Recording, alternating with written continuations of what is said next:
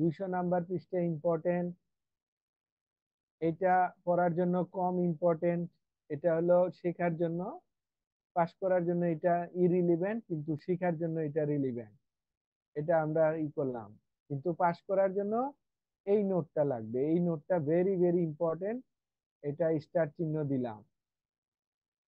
আর এই নোটটা কম লাগবে, এইটা লাগবে, এটা ক্লাসমেন্টের জন্য লাগবে, কিন্তু ক্রিমিনাল আপিল বুঝার জন্য লাগবে। এটা হলো ক্লাসমেন্টের জন্য, এটা লাগবে না। এটাও ক্লাসমেন্টের জন্য, এটাও ক্লাসমেন্টের জন্য। আচ্ছা, অনেকে চিন্তা করতে পারেন যে স্যার আমরা পড়বো ক্রিমিনাল আপিল, এইখানে ক্লাসমেন্টের নোট দিলেন কেন?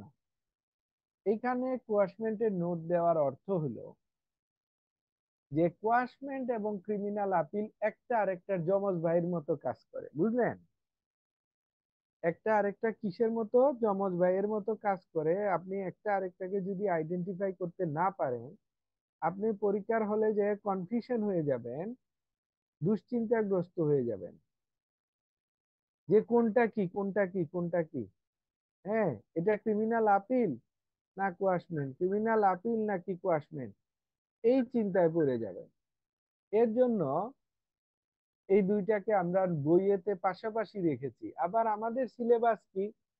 আমাদের syllabus criminal appeal plus quashment, এটা গ্রুপ বি।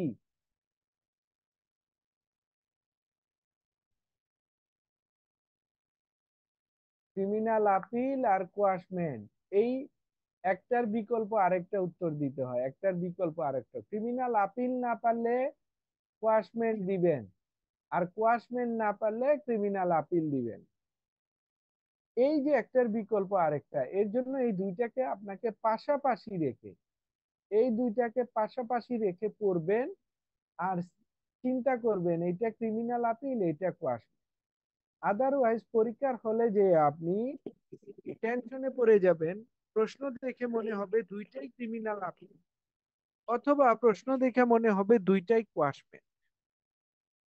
এই যে একটা দুশ্চিন্তা আপনি পড়ে যাবেন, এটা থেকে বেরিয়ে আসার জন্য আপনাকে এই দুইটা পাশাপাশি রেখে আমাদের পড়তে হবে। তাহলে কোয়াশমেন্টের নোটগুলো এখন আপনাদের পড়া লাগবে না, এটা আমরা যখন ক্রিমিনাল আপিল শেষ করে হয়তো ডিসেম্বরের মাঝামাঝি এটা শুরু করব বা শেষের দিকে, তখন এটা আপনাদের দেখবেন খুব মূল্যবান কাজ হবে। এইটাও পরীক্ষার জন্য কাজে লাগবে না, এটা প্র্যাকটিসের জন্য এই নোটটা কাজে লাগবে, প্র্যাকটিসের জন্য খুবই কাজে লাগবে। তো প্র্যাকটিসের এইটা অনেকে ভাবতে পারেন যে স্যার তাইলে প্র্যাকটিসের এটা এখানে দিছেন কেন এখন কাজে না লাগলে? আপনি যদি এই কাজগুলা সম্পর্কে এখন থেকে একটু সচেতন না হন, বা কিভাবে কাজগুলা হয় একটু আগ্রহ তৈরি না হয়, তাহলে হাইকোর্টের প্রতি আপনার আগ্রহ আসবে কিভাবে? এর জন্য আমরা কিছু নোট দিয়ে দিছি, যাতে এই বইটা আপনাদের হাইকোর্ট পাশ করার পরেও কিছু কিছু নোটের জন্য, কিছু কিছু না আমি বলবো অনেক কাজের জন্য আপনাদের এই বইটা বারবার লাগবে প্র্যাকটিসে আইসা। এটার পাশাপাশি আরেকটা বই আমরা দিব আপনাদেরকে, সেটা হলো মডেল টেস্ট বই। ওই বইটাও আপনাদের কাজে লাগবে, এবার আমরা ওইটাকে আরো ইমপ্রুভ করতেছি, বড় করতেছি। তাহলে ওইটা গেল। আর এটা হলো ক্রিমিনাল মামলার লাইফ সাইকেল, ক্রিমিনাল মামলা কিভাবে শুরু থেকে এখানে আইসা শেষ হয়। এইটাও ধরেন আমাদের জানা থাকলে ভালো, না জানা থাকলেও খুব একটা ক্ষতির কারণ নাই। তবে যত বেশি এটা জানবেন, যারা কোর্টে যান না, বিশেষ করে যারা আপারা আছেন, অনেক সিনিয়র আপুরা আছেন যারা কোর্টে যেতে পারেন না, বা অনেকে সাংসারিক কাজের ব্যস্ততার কারণে অথবা পারিবারিক বিভিন্ন ব্যস্ততার কারণে কোর্টে যেতে পারেন না, তারা এই নোটটা মাঝে মধ্যে চোখ বুলাইলে, এই যে লুডো খেলার মতো এখানে স্টার্ট আছে দেখবেন, এই যে স্টার্ট, এইটা কি স্টার্ট? এখানে একটা ক্রিমিনাল মামলা স্টার্ট হইলো কিভাবে? কমপ্লেইন করে, কমপ্লেইন পিটিশনের মধ্য দিয়ে, অথবা এজাহারের মধ্য দিয়ে, অথবা জিআর মামলা, নন জিআর মামলা জিডি করার মধ্য দিয়ে মামলাটা স্টার্ট হইলো। এই তিনটা ওয়েতে মামলা শুরু হতে পারে কোনো ক্রিমিনাল মামলা। তো শুরু হইলে এই যে কমপ্লেইন পিটিশন 200 ধারায় বাদ দিকে এটা কিন্তু আপনাদের বইয়ে আছে, আমাদের বইয়ে এই নোটটা আছে। বইটা সামনে রাখলে একটু দেখে নিন। তো এই আলোচনা আমরা যাব, এটা জাস্ট একটু দেখায় যাচ্ছি আর কি। হ্যাঁ, এইভাবে মামলাগুলা শুরু হইয়া আর্গুমেন্ট হইয়া প্রসেস হইয়া জাজমেন্ট হইয়া অ্যাপিলের ডিভিশন হইয়া এইখানে যে স্টপ হয়। এই যে দেখেন, অ্যাপিল টু হাইকোর্ট ডিভিশন অথবা রিভিশন অথবা কোয়াশমেন্ট, এগুলা হাইকোর্টে হয়। হয় হাইকোর্টে আপিল হবে, নাইলে হাইকোর্টে রিভিশন হবে অথবা কোয়াশমেন্ট হবে। হইয়া ওইখানে হারলে পরে ক্রিমিনাল আপিল হবে এইখানে। হওয়ার পরে, সরি ক্রিমিনাল আপিল বলতেছি, অ্যাপিলের ডিভিশনে আপিল হবে। এরপরে যে এই মামলার সমাপ্তি ঘটবে এইখানে। মাঝখানে অনেক জার্নি আছে, সেটা আজকে বললাম না, এটা আমরা নেক্সট ক্লাসে আলোচনা করব। এখন জাস্ট ওভারঅল বইয়ের নোটটা একটু দেখায় দিচ্ছি। এরপরে দেখেন, এটা হলো বিভিন্ন মামলা বলতেছি, ফৌজদারি মামলার প্রি ট্রায়াল স্টেজ, মানে বিচার শুরু হওয়ার আগের স্টেজ হলো এগুলা। হ্যাঁ, আর বিচার হয় এগুলা, আর বিচার হওয়ার পরবর্তী স্টেজ এগুলা। এখানে তিনটে স্টেজের কথা আমরা বলতেছি, তিনটা স্টেজ।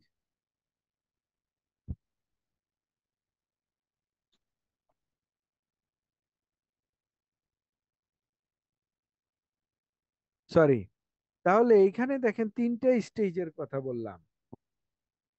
একটা হলো প্রি ট্রায়াল স্টেজ, মামলা বিচার শুরু হওয়ার আগে এই স্টেজ। আর একটা হলো ট্রায়াল স্টেজ, মানে বিচার হওয়ার সময় এই স্টেজ। আরেকটা হলো পোস্ট ট্রায়াল, মানে বিচার হয়ে গেলে, রায় হয়ে গেলে এরপরে হয় আপিল করবেন নাইলে রিভিশন করবেন। আরেকটা আছে এখানে, এটা কোয়াশমেন্ট হইতে পারে। তাহলে এইগুলো আমরা যাব, আর একটু ডিটেল যাওয়ার চেষ্টা করব। তো আজকে ক্লাস শুরু করার শুরুতেই আমরা আপনাদেরকে নিয়ে যাব এই বইয়ের আরেকটা পেজে। দেখি নিচে এটা আছে কিনা। এই নোটগুলো আপনাদের লাগবে। এই যে এখানে যতগুলো আইন আমরা দিয়েছি, এখানে দেখবেন সন্ত্রাস বিরোধী আইন এটা লাগবে, মাদক নিয়ন্ত্রণ আইন লাগবে, পর্নোগ্রাফি আইন লাগবে, নির্যাতন ও হেফাজতে মৃত্যু নিবারণ আইন এটা লাগবে। এখানে প্রায় 22টা আইনের আমরা লিস্ট দিয়েছি। এই 22টা আইনের লিস্ট দেওয়ার কারণ, কেন দিয়েছি এগুলো আপনাদের লাগবে, কারণ আপনাদেরকে মনে রাখতে হবে, অধস্তন আদালতে প্র্যাকটিস করতে গেলে আপনার যে বিষয়গুলা না হইলেও চলে, ওইগুলা বেশিরভাগ হাইকোর্টে লাগবে এই হাইকোর্ট পরীক্ষার সময়। কারণ হাইকোর্টে একটা জিনিস মনে রাখবেন, আমরা যে এখন জায়গাটা পড়তেছি এটার নাম হলো ক্রিমিনাল আপিল। এর জন্য আমরা বাইচা বাইচা সকল আইনের আপিল, এই যে তথ্য প্রযুক্তি আইনে আপিল, এই যে মানব পাচার 31 আইনে আপিল, সব বেছে বেছে আপিলের ধারাগুলাকে এখানে জোগাড় যন্ত্রী করছে। স্পেশাল পাওয়ার্স অ্যাক্টের 30 ধারায় আপিল, দ্রুত বিচার আইনে 14 ধারায় আপিল, এসিড আইনে 26 ধারায় আপিল, শিশু আইনে 41 ধারায় আপিল, নারী ও শিশু নির্যাতন আইনে 28 ধারায় আপিল। এইভাবে আমরা সকল আপিল গুলাকে এক জায়গায় করেছি। কারণ কি, কে বলবেন কেন আপিল গুলারে আমরা এক জায়গায় করলাম? বলেন তো বুদ্ধি করে, কে বলবেন? আমরা এখন আমরা আপিল নিয়ে পড়বো এবং আমাদের এগুলো থেকেই তো সব প্রশ্ন আসবে, না বুঝলে তো স্যার হ্যাঁ, পারবো না। আমাদের সিলেবাসটাই হচ্ছে অ্যাপিলের সিলেবাস। হাইকোর্টে জি স্যার। অ্যাপিল, হাইকোর্টে রিভিশন, ওইটা কিন্তু আমাদের সিলেবাসে নাই। ক্রিমিনাল রিভিশন আমাদের সিলেবাসে নাই। নাই। আমাদের সিলেবাসে হচ্ছে ক্রিমিনাল আপিল এবং কোয়াশমেন্ট।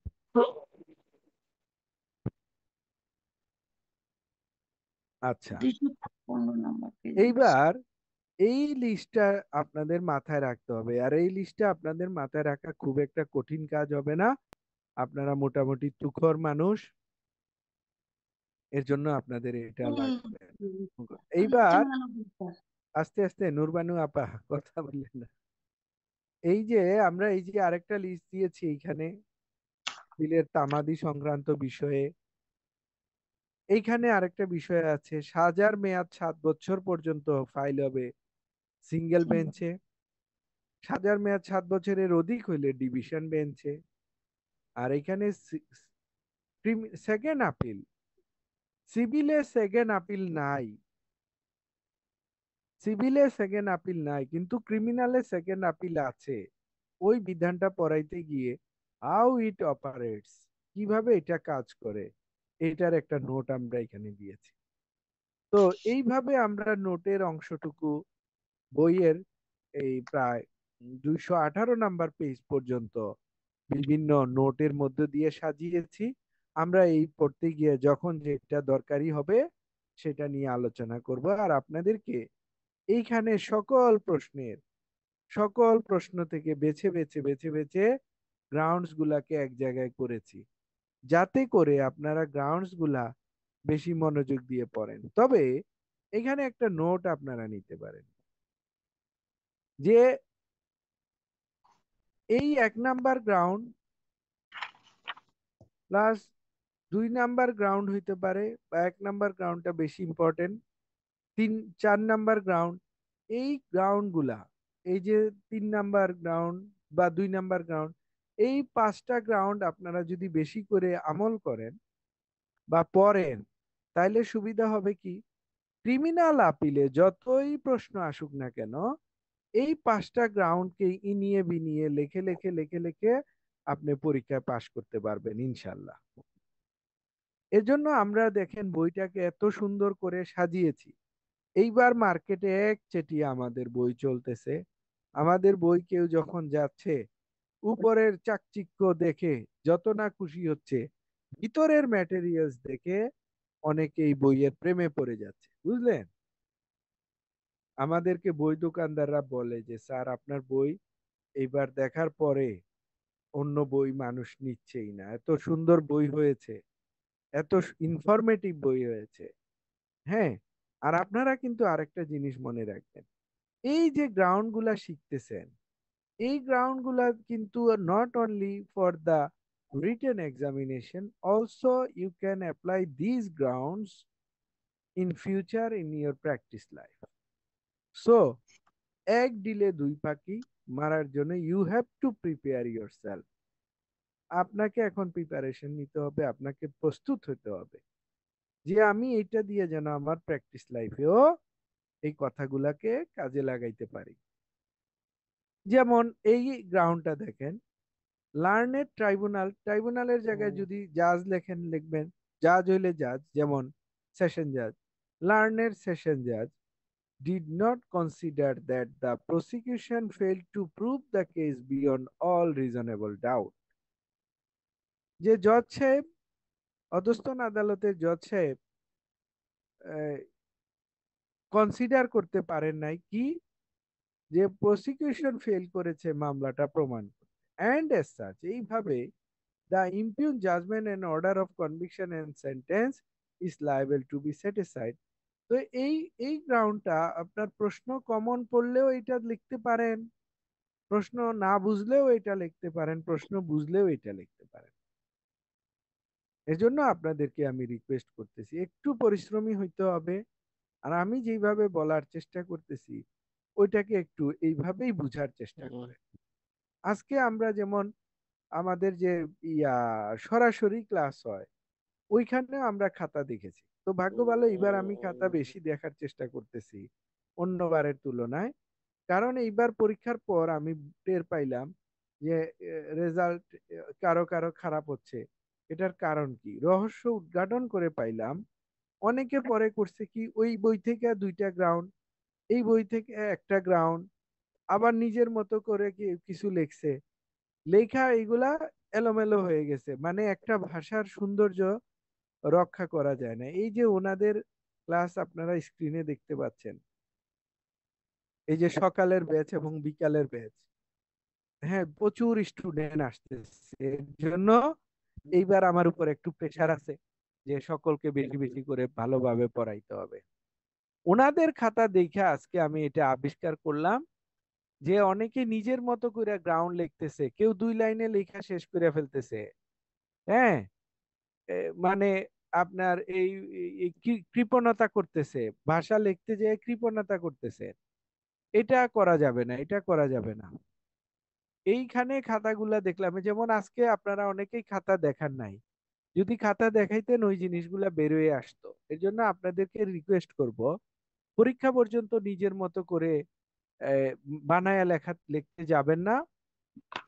এই একটা বইয়ের একটা ভাষার স্টাইল ফলো করেন, নাইলে দেখা গেল ওই বই থেকে এক ধরনের কিছু লিখলেন, এই বই থেকে এক ধরনের কিছু লিখলেন, তখন লেখার ধারাবাহিকতা সৌন্দর্যতা থাকে না। এই যে দেখেন এত স্টুডেন্ট আসতেছে, আমার উপর প্রেসার বাড়তেছে, সকালের ব্যাচে 50 জনের অধিক, বিকালের ব্যাচে 50 জনের অধিক, এখন শনিবারে এই যে কালকে আমরা আরেকটা ব্যাচ করতে যাচ্ছি, শনিবার বিকালে, আগামী কালকে আপনাদের আত্মীয় স্বজন থাকলে পাঠিয়ে দিয়েন। শনিবার বিকাল 3টা থেকে আমরা নতুন ব্যাচ করতে যাচ্ছি, ওখানে প্রায় 15-16 জন হয়ে গেছে। এই যে একটা প্রেশার, এটা আপনারা হেল্প করতে হবে, আপনাদের পড়তে হবে। হেল্প মানে আমি বুঝাচ্ছি পড়াশোনার মধ্য দিয়ে হেল্প, যাতে আপনাদের রেজাল্ট ভালো হয়। তাহলে এই যে কথাটা বললাম, এই যে এখানে 3টা গ্রাউন্ড আপনি মুখস্থ করে যদি বইসা থাকেন, তাইলে তো কোয়েশ্চেন আউট হয়ে গেল। আপনার কোয়েশ্চেন ট্রিবিউনাল আপিলের 80% উত্তর, আপনার প্রশ্ন উত্তর আউট আছে 80%। আমি কোনো কোনো ক্ষেত্রে বলতে পারি এটা 90% উত্তর আপনাকে পরীক্ষার আগেই আমরা বলে দিচ্ছি যে 90% হলো এটা লিখতে হবে। কিন্তু আমি যদি আলসামি করে এটা না মুখস্থ করি, এইটার দায়ভার দায়িত্ব কে নিবে বলেন? আপনি বার কাউন্সিলের সাথে ফাইট করে পারবেন না। ওরা প্রশ্ন কঠিন করলে আপনি দুঃখ কান্নাকাটি কার কাছে করবেন? করতে পারবেন না। এর জন্য আমি আপনাদেরকে বলতেছি যে দয়া করে একটু সিরিয়াস হইতে হবে। যে প্রয়োজনে খাতা লেখা কুরিয়ারে পাঠায় দেন, তাও বলেন যে এটা একটু দেখে দেন, এই ইতে পাঠান, কি যেন এটার নাম, হোয়াটসঅ্যাপে পাঠান, গ্রুপে পাঠান, খাতা পুরাটা লেখা খাতা পাঠায় দেন। এইভাবে আপনাকে আমাকে আগায় আসতে হবে। তাহলে এইবার আপনাদেরকে আমি আরেকটা গবেষণা দেখাই, এইটা আপনারা দেখেন, এটা মনোযোগ দিয়ে শুনেন, কাজে লাগবে। আমাদের বিগত 22 বছরের প্রথম প্রশ্ন এসেছে রায়ের বিরুদ্ধে নারী শিশু আইনে। দ্বিতীয় একটা প্রশ্ন এসেছে স্পেশাল পাওয়ারস অ্যাক্টে। 3 নাম্বার প্রশ্ন এসেছে আর্মস অ্যাক্টে। 4 নাম্বার প্রশ্ন এসেছে পেনাল কোডে। 5 নাম্বার প্রশ্ন এসেছে পেনাল কোডে। 6 নাম্বার প্রশ্ন এসেছে পেনাল কোডে। তাইলে এই 3টা প্রশ্ন হইলো পেনাল কোডে।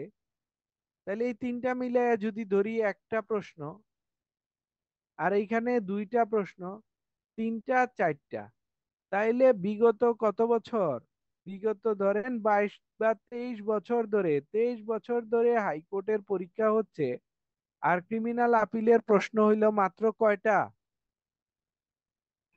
বলেন? একটা দুটো তিনটা স্যার। হ্যাঁ, 3টা বা 4টা। হুম। 4টা প্রশ্ন এসেছে বিগত 23 বছরে, তারপরেও আমরা বলতেছি প্রশ্ন কঠিন হচ্ছে। আমি তো মনে করি প্রশ্ন কঠিন হচ্ছে না। যদি প্রশ্ন, এই যে দেখেন 4টা প্রশ্ন, পেনাল কোডে প্রশ্ন, আর্মস অ্যাক্টে প্রশ্ন, স্পেশাল পাওয়ারস অ্যাক্টে, শিশু আইনে। এখন হুম। আপনাদের আগামী পরীক্ষায় যদি বলে এই মানব পাচার আইনে প্রশ্ন, বা পর্নোগ্রাফিতে প্রশ্ন, বা দ্রুত বিচার আইনে প্রশ্ন, তাহলে কত প্রশ্ন বাকি থেকে গেছে কল্পনা করতেছেন? জি স্যার। এর জন্য আপনাদেরকে এইবার যত্নশীল হইতে হবে, একটু মনোযোগী হইতে হবে। এইবার আরেকটা জিনিস দেখেন, আমাদের আজকে কিন্তু আমরা ক্রিমিনাল আপিলের উপরে আপনাদেরকে পড়ানোর চেষ্টা করতেছি, আর ক্রিমিনাল আপিলের উপরে একটা ওভারঅল ধারণা দেওয়ার চেষ্টা করতেছি, যাতে করে ক্রিমিনাল আপিলটা আপনারা আগামী ক্লাসে ভালোভাবে ধরতে পারেন। এইবার আসেন আরেকটা ইম্পর্টেন্ট নোট নেন, বা খাতায় পারলে বড় করে লিখে রাখেন, আমাদের ক্রিমিনাল আপিল কয় পদের হইতে পারে? আমাদের ক্রিমিনাল আপিল দুই পদের হইতে পারে, আপিল এগেইনস্ট জাজমেন্ট আর আপিল এগেইনস্ট অর্ডার। দুইটা কথা লিখে রাখেন, রায়ের বিরুদ্ধে আপিল, আদেশের বিরুদ্ধে আপিল। কি বললাম? দুর্বল স্টুডেন্টকে বলেন, হাইকোর্টে কি হয়? রায়ের রায়ের বিরুদ্ধে আপিল, বিরুদ্ধে এর বিরুদ্ধে আপিল আপিল, আদেশের আর বিরুদ্ধে আদেশের আপিল। বিরুদ্ধে আপিল। আদেশের বিরুদ্ধে আপিল। এইবার মনে রাখেন, বিগত 23 বছর শুধু প্রশ্ন এসেছে রায়ের বিরুদ্ধে আপিল। এইটা রায়ের বিরুদ্ধে আপিল এসেছে, কিন্তু আদেশের বিরুদ্ধে আপিল আসে নাই।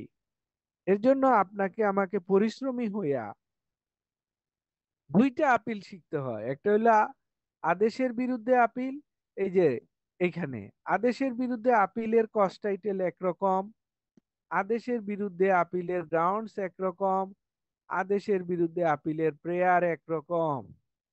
আর রায়ের বিরুদ্ধে আপিলের কস্ট টাইটেল একরকম, রায়ের বিরুদ্ধে আপিলের গ্রাউন্ডস একরকম, রায়ের বিরুদ্ধে আপিলের প্রেয়ার একরকম। এই হলো ওভারঅল আপনাদের একটা মাথায় রেখে কাজ করতে হবে, পড়তে হবে। তাহলে এই বই যেখানে এটা পড়লাম 215, এটাও দাগ দিয়ে রাখেন। আর এই আইনগুলা, এই যে এখানে 22টা আইন দিয়েছি, আপনাদের দায়িত্ব কি এই 22টা আইনের সঠিক নাম এবং সাল, কত সালের এই আইন, এই 22টা আইনের নাম এবং কত সালে এই আইনটা হয়েছে, আর এই আইনের কত ধারায় আপিল, এইটা আপনাকে মুখস্থ করতে হবে। যে সন্ত্রাস বিরোধী আইন 2009 সালে হয়েছে, এই আইনের 37 ধারায় আপিল। বুঝলেন? মানি লন্ডারিং আইন, এই আইনের 22 ধারায় আপিল। এইভাবে আপনাকে এই চার্ট আমরা দিয়েছি আমাদের বইয়ের, যে পেজটা শুরু হয়েছে, চার্টের পেজটা শুরু হয়েছে 209। 209। এই 209 পেজ থেকে প্রত্যেকটা আইনের সাথে ধারা, এটা আপনাকে আমাকে মুখস্থ করে ফেলতে হবে। এই ভিতরে কি আছে এটা না পড়েন, কিন্তু আইনে কি আছে এটা আপনাকে এক কথায় বলতে হবে। এরকম একটা ধারণা আপনাকে মাথায় নিয়ে আপনি আপিল করবেন, ক্রিমিনাল আপিল। এইবার আমরা উপরের নোটটাতে একটু যাব, উপরের নোটটাতে যেয়ে পড়া শুরু করব। সেটা কিভাবে দেখাচ্ছি, উপরে চলে আসেন। যিনি হাই তুলেছেন ডাক্তার দেখান, হাই তুললে ডাক্তার দেখাইতে হয়, বুঝছেন? আর ঢাকা থেকে আসলাম, 2টায় উঠছি, রাজশাহী আসলাম। কি কর না কর এগুলা, আমরা সকাল এই 10টা থেকে ক্লাস করাইয়া, বিকালে ব্যাচ পড়াইয়া, ক্লায়েন্ট কনসালটেন্সি করছি মনে হয় কয়েকটা, রিট মামলা ধরলাম একটা, নরসিংদী থেকে মামলা নিয়ে আসছে ভাই ওইটা দেখলাম, ঢাকা থেকে মামলা, সারা দিন কথার উপরে আছে। কি কর না। আর আমি 7টা থেকে কাজ করার পরে স্যার কাজ শেষ করে তারপর রওনা হয়েছি। Good good. আচ্ছা এইটা নেন, এই ধরেন, এই নোটটা আমাদের মুখস্থ রাখতে হবে অলওয়েজ, একদম সব সময় মাথায় এই নোটটা রাখতে হবে। এই যে 200 নাম্বার পেজের নোটটা, ভেরি স্টার ইম্পর্টেন্ট। চিহ্ন, হ্যাঁ ভেরি ভেরি ইম্পর্টেন্ট। এইটা হলো কেন ইম্পর্টেন্ট দেখেন, এটা অ্যাপিল এগেনস্ট, এই যে লিখে অর্ডার। নেন, appeal against conviction and sentence. Conviction and sentence মানে হইলো জাজমেন্ট। স্পেশাল লতে যখন কোনো judgment and order of conviction হয়ে যায়, তখন প্রথমে আপনাকে আপিল করতে হবে। তাহলে এই বিশেষ আইনে যখনই প্রশ্ন আসবে, আপনি প্রথম মাথায় নিবেন এটার বিরুদ্ধে আপিল। যদি ওই আইনে যে টাইম বলা থাকবে, ওই টাইমটা পার হয়ে গেলে, লিমিটেশন পার হয়ে গেল, যেমন ধরেন নারী শিশু আইনে 60 দিনের মধ্যে আপিল করতে হয়, এই 60 দিনের মধ্যে আপনাকে আপিল করতে হবে। যদি 60 দিন পার হয়ে যায়, লিমিটেশন পার হয়ে গেল, সাথে আরেকটা শর্ত থাকতে হবে, কন্ডোনেশন ডিলে নট অ্যাপ্লিকেবল।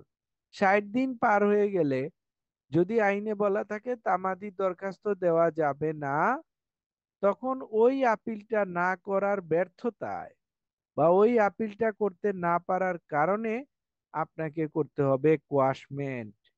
এর জন্য দেখেন এই আপিল এবং কোয়াশমেন্ট কেন যমজ ভাইয়ের মতো একটার সাথে আরেকটা জড়িত, এটা আশা করি আপনারা কিছুটা বুঝতে পেরেছেন। এই এই জায়গাটা না বুঝতে পারলে কেউ প্রশ্ন করেন যে বুঝি নাই, প্রয়োজনে আরেকবার বলবো, কারণ এটা হলো আপনার, আমি মনে করি শেখা সবচেয়ে গুরুত্বপূর্ণ। স্যার আমার একটা কোয়েশ্চেন ছিল। হ্যাঁ, আপিলের টাইমটা ক্রস করে গেলে আমাদের ক্রসমেন্ট করতে হবে, এটাই তো স্যার। হ্যাঁ, সাথে শর্ত হলো কন্ডোনেশন ডিলে নট অ্যাপ্লিকেবল হইতে হবে। কন্ডোনেশন ডিলে যদি অ্যাপ্লিকেবল হয় তাহলে কোয়াশমেন্ট হবে না। স্যার কোয়াশমেন্টের কোনো তামাদি নাই? ভালো প্রশ্ন করেছেন।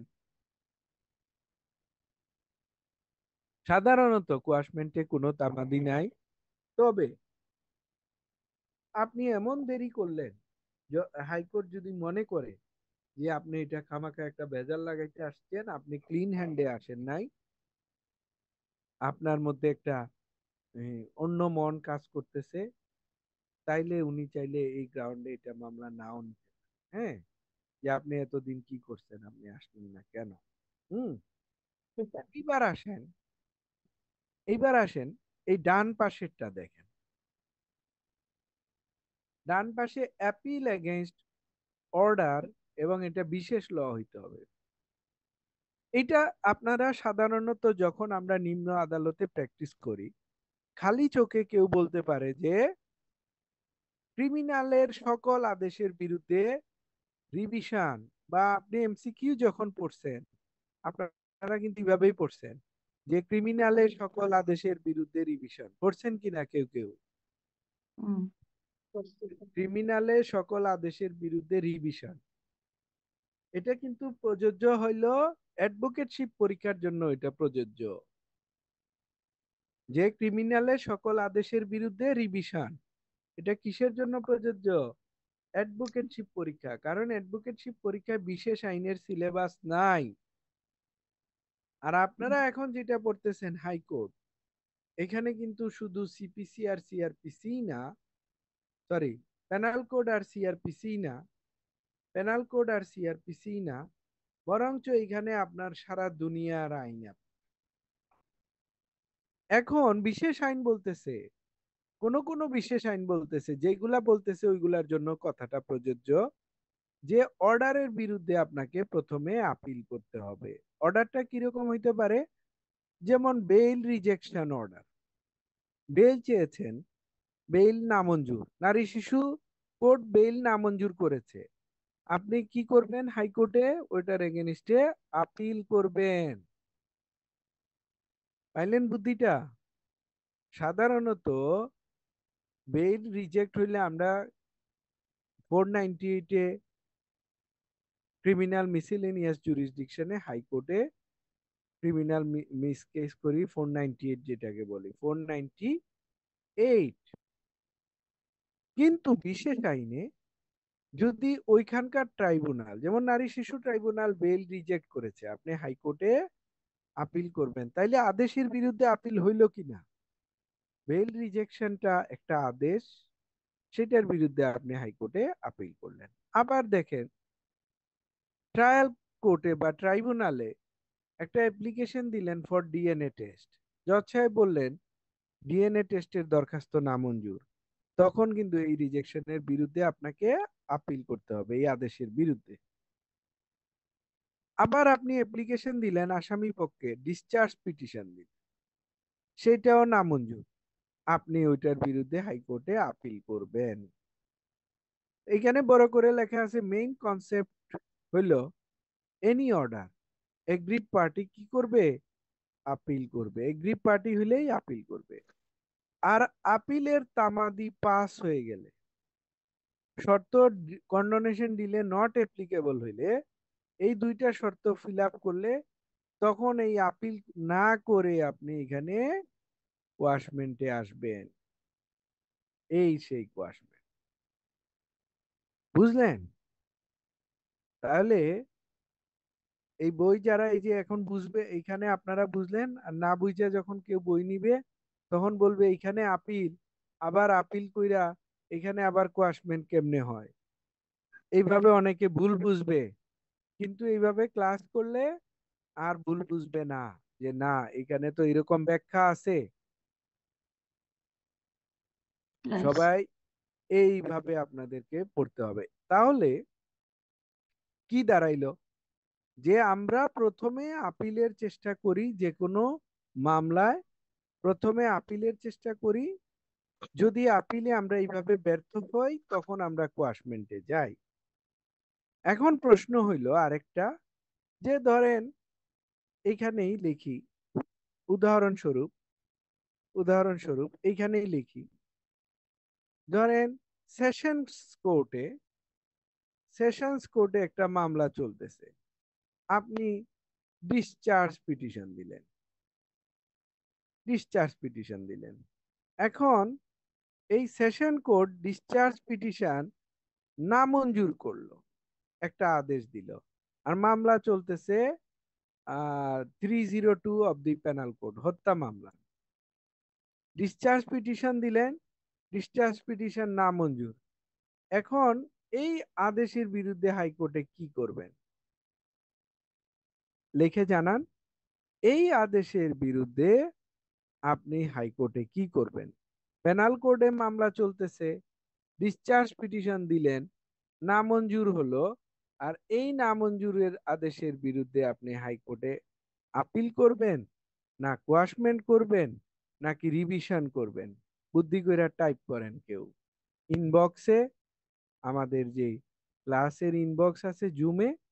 হ্যাঁ, রেখামণি আপা লিখেছেন রিভিশন, উম্মে সাবা আলম লিখেছেন আপিল। না, মনে রাখবেন বিশেষ আইন হইলে হইল আপিল। 302 পেনাল কোড এটা কি বিশেষ আইন? এটা কিন্তু বিশেষ আইন না। বিশেষ আইনের আদেশের বিরুদ্ধে রিভিশন হবে অলওয়েজ। আর এর জন্য আমরা নোটে দিয়েছি কিন্তু সকল, এখানে দেখবেন স্পেশাল ল, এই যে কোনায় লেখা আছে স্পেশাল ল, আপনারা কিন্তু এগুলা হাইলাইট দিয়ে দাগায় দাগায় লিখে রাখেন। যদি না বুঝে থাকেন ভয়ের কিছু নাই, আমরা এগুলা আবার রিপিট কথা হবে আগামী সপ্তাহেও, বুঝবেন, না বুঝে যাওয়ার উপায় নেই। মনে রাখবেন সাধারণ আইনে পেনাল কোড সিআরপিসির ক্ষেত্রে আদেশের বিরুদ্ধে সব সময় রিভিশন হবে। শফিকুল ইসলাম ভাই লিখেছেন কোয়াশমেন্ট না, কোয়াশমেন্ট না। যদি এই ডিসচার্জ পিটিশন 60 দিনের মধ্যে আপনি হাইকোর্টে রিভিশন করতে না পারেন, 60 দিনের মধ্যে, তাও রিভিশন হবে। কারণ ওইখানে তামাদির দরখাস্ত, পেনাল কোড হইলে তামাদির দরখাস্ত দিতে পারবেন, তামাদি মৌকুফের দরখাস্ত দিতে পারবেন পেনাল কোডে, সিআরপিসিতে তামাদি মৌকুফ করিয়ে আপনি রিভিশন করতে পারেন, সমস্যা নাই। কিন্তু কিন্তু এটা যদি বিশেষ আইন হইতো তখন বলতেন তামাদি নট অ্যাপ্লিকেবল, তখন আপনি ওইটা সময় পার হয়ে গেলে ওয়াশমেন্ট করতে পারবেন। তাহলে কনসেপ্টটা খেয়াল রাখতে হবে, বিশেষ আইন হইতে হবে, আইনের দিকে খেয়াল রাখতে হবে, আদেশ হচ্ছে, রিভিশন হচ্ছে, ওয়াশমেন্ট হচ্ছে, নাকি ক্রিমিনাল আপিল হচ্ছে। বুঝতে পারতেছেন? কত দিকে চোখ কান খোলা রাইখা আপনাকে হাইকোর্ট প্র্যাকটিস করতে হবে। এর জন্য বলা হয় হাইকোর্ট প্র্যাকটিস খুবই কঠিন। আপনাদের উদাহরণ দিয়ে বলি, যে ঢাকা জজ কোর্টে আমরা বর্তমান আইনজীবী আছি প্রায় 35,000-এর কাছাকাছি বোধহয়। এই 35,000 আইনজীবীর মধ্যে প্র্যাকটিসে পাওয়া যায় 6-7 হাজার, আর বাকি 29 থেকে 30 হাজার আইনজীবীকে প্র্যাকটিসে পাওয়া যায় না। এর জন্য প্র্যাকটিস এটা কোনো ইজি ব্যাপার না। হাইকোর্টেও সেম ঘটনা, হাইকোর্টে আরো বেশি ঘটনা। যেমন 22 সালে আমি বলেছি যে প্রায় 3,500 আইনজীবী পারমিশন পেয়েছে 22 সালে। 23 সালে হলো 1500 আইনজীবী হাইকোর্টে, 24 সালে হলো আরো 1500 আইনজীবী। এই টোটাল প্রায় 6000 আইনজীবীর মধ্যে আমরা 300 পাচ্ছি না হাইকোর্টে রেগুলার। তার মানে কি দেখেন, সবাইকে সনদ দিলেও হাইকোর্টে অনেকে প্র্যাকটিস করতে আসতে পারবেন না, কারণ এটা অত্যন্ত প্রফেশনাল জায়গা, অত্যন্ত প্রফেশনাল জায়গা। বুঝলেন?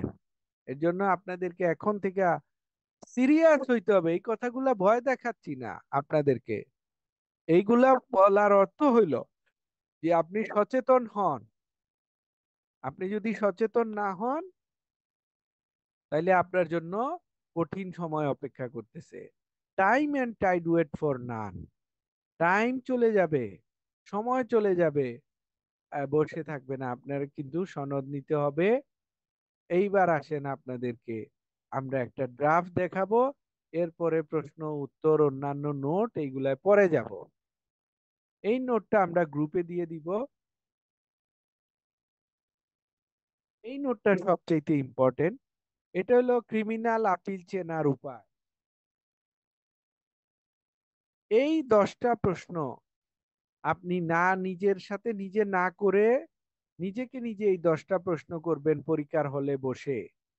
কোন আইনে শাস্তি প্রদান করা হয়েছে, কোন আইনে আপিল দায়ের করতে হবে, কোন আদালত কর্তৃক রায় দেওয়া হয়েছে, আদালত কতটুকু শাস্তি দিয়েছে, কোন কোন আসামিকে শাস্তি দিয়েছে, কার জন্য আপিল করতে হবে, হাইকোর্টে কোন বেঞ্চে ফাইল হবে, তামাদির দরখাস্ত আছে কিনা, তামাদি মওকুফের দরখাস্ত দিতে হবে কিনা, জামিনের দরখাস্ত দিতে হবে কিনা, আর তামাদির আলাদা দরখাস্ত দিতে হবে কিনা। এই জিনিসগুলা নিজের সাথে নিজে যখন প্রশ্ন করবেন পরীক্ষা হলে বসে, এরপরে আপনি উত্তর লেখা যদি শুরু করেন, তখন আশা করা যায় যে আপনি একটা সঠিক এবং ভালো আনসার লিখতে পারবেন। এইগুলো হলো টেকনিক। এই টেকনিক অবলম্বন করে আমরা প্রশ্ন উত্তর লিখব।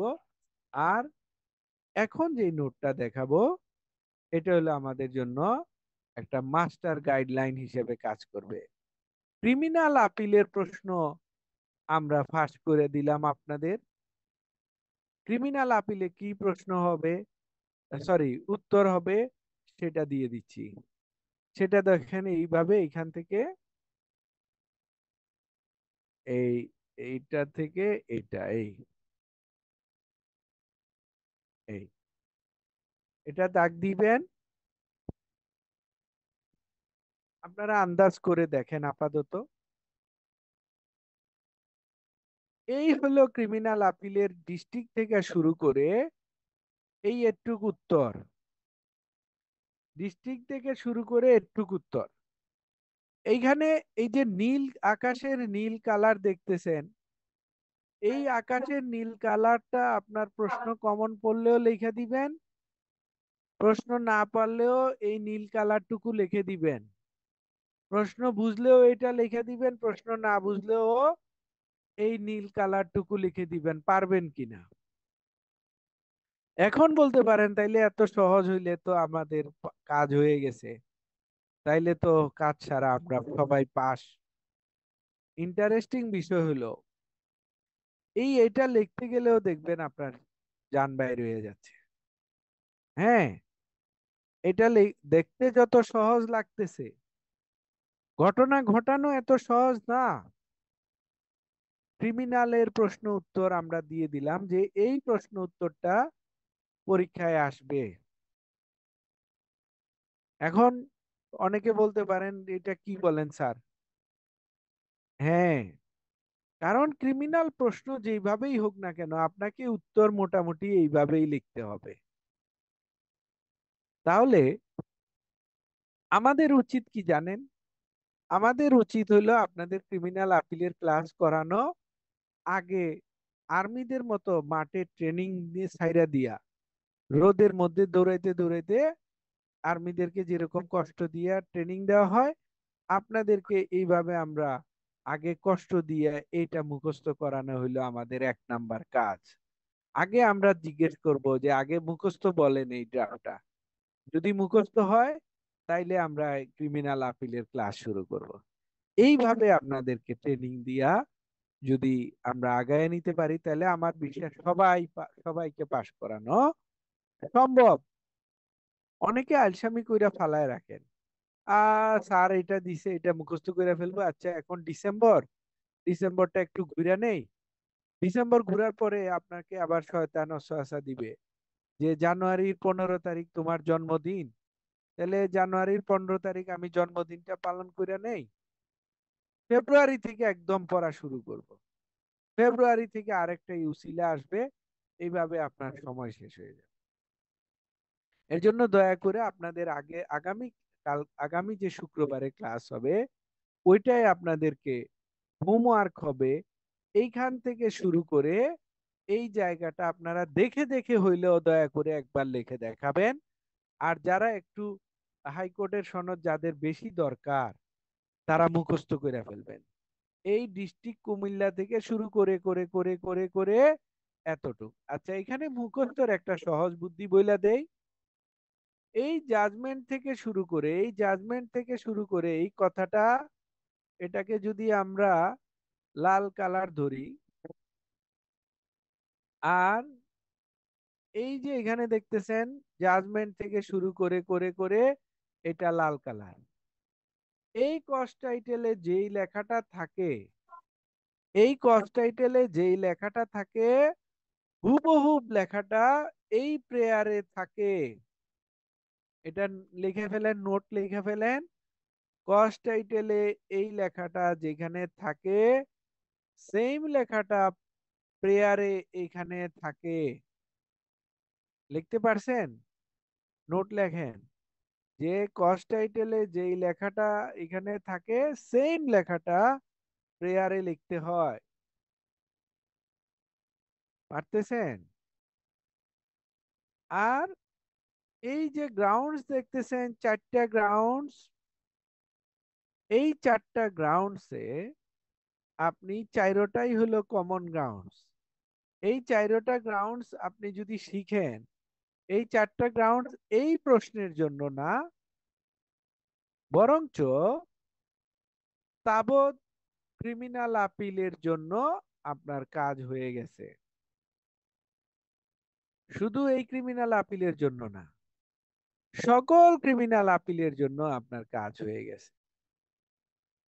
এর জন্য আমরা এটাকেও কালার দিচ্ছি, এই আকাশি কালার দিয়ে দিচ্ছি, এটাকেও আকাশি কালার দিচ্ছি। আকাশি কালার দেওয়ার কারণ হইল যতগুলা এইরকম ব্লু কালার দেখতেছেন সব ব্লু কালার আপনাকে অ্যাজ ইট ইজ রাখতে হবে পরীক্ষার হলে।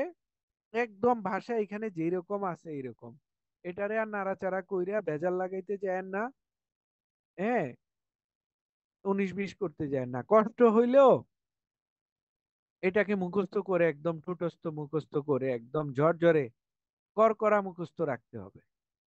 বানান ভুল একটাও করা যাবে না, কাটা সেরা করা যাবে না। কাটা সেরা থাকলে মার্কস কম দেন জাস্টিস মহোদয়গণ। কেন? ওনারা মনে করে ও প্র্যাকটিসই করে নাই, বাসায় প্র্যাকটিস করে নাই, হ্যাঁ পড়ে নাই, না পড়িয়া পরীক্ষার হলে চলে আসছে, এই জন্য ওর খাতা কাটা সেরা। এই যে রহস্যগুলা বলতেছি এগুলা কিন্তু কাজে লাগাইতে হবে। আর খাতা যদি না দেখান আগামী ক্লাসে, তাইলে যারা খাতা দেখাবেন না তাদের জরিমানা হবে, বুঝলেন? খাতা অবশ্যই দেখাইতে হবে। তাহলে আগামী ক্লাসে যদি আপনারা দেখবেন এই যে এখানে ডিস্ট্রিক্ট থেকে criminal appeal jurisdiction, cost title, সিউইথ এখান থেকে এতটুক, আর এই 5টা গ্রাউন্ডস, এই প্রেয়ার সকল ক্রিমিনাল আপিলে সেম প্রেয়ার, সকল ক্রিমিনাল আপিলে সেম গ্রাউন্ড। তাহলে আপনি কেন মুখস্থ করবেন না? এটা মুখস্থ করে ফেলতে হবে এবং খাতা দেখাইতে হবে। আগামী ক্লাসে আপনারা এটা একটু মাথায় নেন, মুখস্থ কেউ কেউ করে ফেলেন যাদের সময় আছে, আর যাদের সময় নাই তারা দয়া করে এটা আপনারা লিখে দেখাবেন। এরপরে আমরা ক্লাস শুরু করব, প্রশ্ন পড়ে নোট বুঝায়া বুঝায়া এরপরে ক্লাস করাইলে আপনাদের মাথায় এটা ক্যাচ করবে, আমি এই সিস্টেম বুঝতেছি। নূরবানু আপা হাত তুলেছেন, টাইপ করে প্রশ্ন করতে পারেন। আর এরপরে আমরা এই যে নোটটা দিয়েছি, এই নোটটা আপনাদেরকে আজকে গ্রুপে দিয়ে দিব একটু পরে।